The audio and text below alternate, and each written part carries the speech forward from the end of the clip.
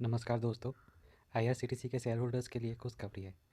IRCTC अभी business standard में हाल ही में एक खबर छपा है जिसको मैं पढ़ के आपके सामने प्रस्तुत कर रहा हूँ। IRCTC restores catering services in राजधानी शताब्दी among other trains and presently it will be applicable for राजधानी शताब्दी, दुरंतो, वंदे भारत, तेजस और गतिमान कैटेगरी के ट्रेन्स पे। इन सब ट्रेन्स पे जो रेडी टू कुक फूड और कुक्ड फूड ये दोनों ही चालू होंगे। आप देख सकते हैं आईआरसीटीसी के शेयर में बहुत ही अच्छा अभी रैली चल रहा था, जो कि अभी कंसोलिडेट होके थोड़ा सा सपोर्ट ले रहा है। अब आप ये जो लेवल है उस लेवल को हम देखते हैं और जानते हैं कि यहाँ इसमें सपोर्ट और रेजिस्टेंस कहाँ कहाँ पे है। अगर हम देखेंगे ये जो लेवल है इसको आईआरसीटीसी का स्टॉक बार बार टच करके ऊपर की ओर ट्रेड कर रहा है। ये जो लेवल है ये लेवल है 825। ये लेवल 825 का लेवल है। स्प्लिट होने से पहले ये लेवल 4000 का था। अब आप देख सकते हैं इस लेवल को सपोर्ट लेके आईआरसीटीसी का स्टॉक बार बार ट्रेड हो रहा है। अब इसका मतलब ये है कि अगर ये स्टॉक बहुत लंबे टाइम तक ऐसे ही फ्लैट रहता है तो इसको हम ये मानेंगे कि एक्यूमुलेशन चल रहा है। अब हम इसके साथ वॉल्यूम को भी देखेंगे। सकते हैं कि आईआरसीटीसी ने बहुत बार इस लेवल को टेस्ट करके इसके ऊपर ट्रेड करने की कोशिश किया है। मतलब इस लेवल को छू के इसके ऊपर ट्रेड करने की कोशिश किया है, पर अब आप देख सकते हैं कि फिर से एक हल्का गिरावट आ रहा है और ये लेवल फिर से आने का संकेत मिल रहा है।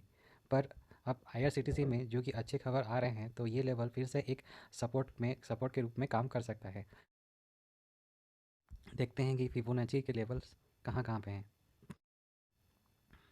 ये मैंने डेली चार्ट लगा रखा है और डेली चार्ट में अब मैं फिबोनाची लगाने वाला हूँ। अब डेली चार्ट में हमने फिबोनाची लगा रखा है और फिबोनाची के जो लेवल्स है वो कुछ इस तरीके से हैं।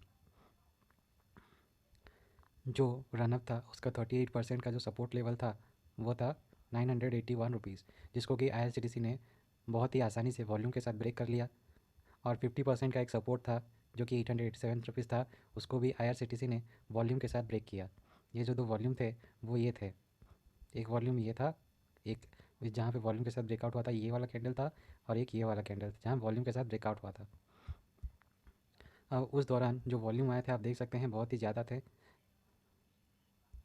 आप देख सकते हैं जो वॉल्यूम आए थे ये ये बहुत ही ज़्यादा वॉल्यूम आए थे, जिसकी वजह से सेलिंग प्रेशर बना था। पर आप अगर देखेंगे कि अभी वॉल्यूम कम आ रहा है, वॉल्यूम कम आ रहा है और स्टॉक में एक डाउन ट्रेंड है। आप देखेंगे कि ये जो स्टॉक है इसमें अभी गिरावट का चांसेस बनता हुआ दिख रहा है। पर अगर यहाँ पे अच्छे खबर के चलते सपोर्ट मिला तो स्टॉक में फिर से एक अपमूव आ सकता है। और अपमूव के जो टारगेट रहेंगे वो कुछ इस प्रकार के रहेंगे।